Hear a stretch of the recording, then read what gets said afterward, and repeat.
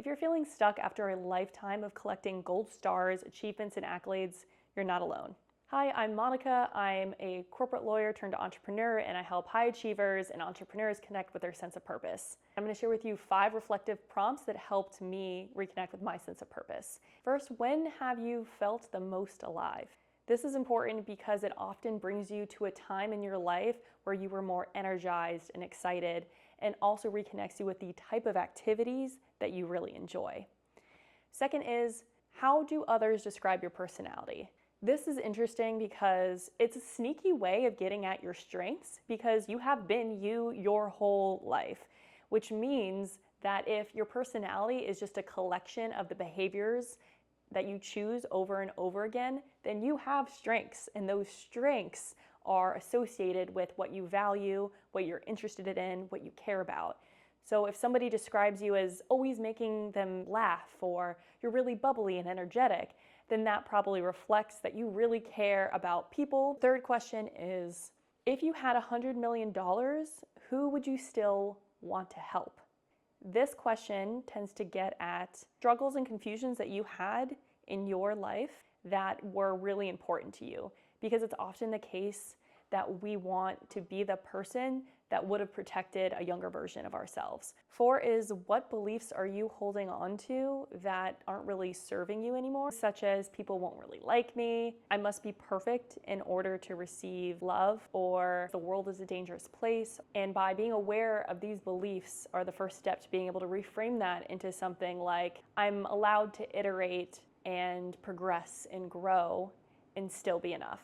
Last is, what is your archetypal identity? What we're going to get at here is have a more flexible identity. So what happens probably now is, if someone were to ask you, who are you? You'd probably list your job or your job title. And the problem with that is that when you're exploring who you really are and who you want to be and the type of work you want to do, any step that you end up taking in that direction ends up conflicting with the very rigid idea of who you are based on who you've told yourself you are in your career. So for example, if you have been a doctor or lawyer or engineer for the last decade, then it's going to be really difficult if your purpose and your journals are reflecting to you that you want to be an artist, because that conflicts. Versus if you take a personality test, maybe the Myers-Briggs, for example, with all its flaws, it gives you a caricature or an archetype to identify with that is more flexible than your current title. So some examples you might get are the protagonist or the hero. You might get virtuoso, which is often the engineering type that likes to tinker with tools. You might get a creator or a mediator. And all of these are a better source to attach your identity to, because it is more flexible to different roles and different jobs, because it is based on your needs and values. Lastly is, I have 2 homework assignments for you. The first one is to keep track of, throughout this journaling process, if you had even a small twinkle of excitement. Because if you have spent the last decade doing work that hasn't really lifted you up or excited you, other than, of course, seeking medical attention, you might find it's difficult to feel any sense of spark or inspiration. And this might be the first time that you have thought about what gives you energy and excites you in a while. So it's okay to give that time to breathe.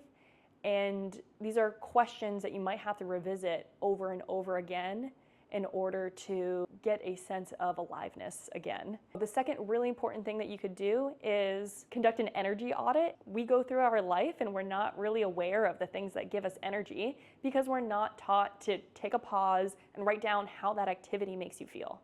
For example, if you are doing administrative tasks and you take a pause, you might notice that this is not really a task that is giving you energy, and that gives you the opportunity to ask yourself, what are the solutions to this? Like, why aren't I excited about this? Is it tedious? Is it scary? Does it not align with my values? You can think of solutions to it, like, can I outsource this?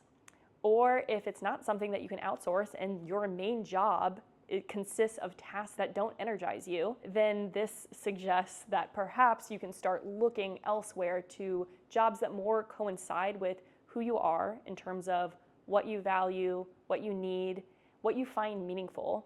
And a lot of times that'll correspond to your personality. Let me know in the comments below if this was useful or if you want me to go into more depths into the Myers-Briggs or any personality types.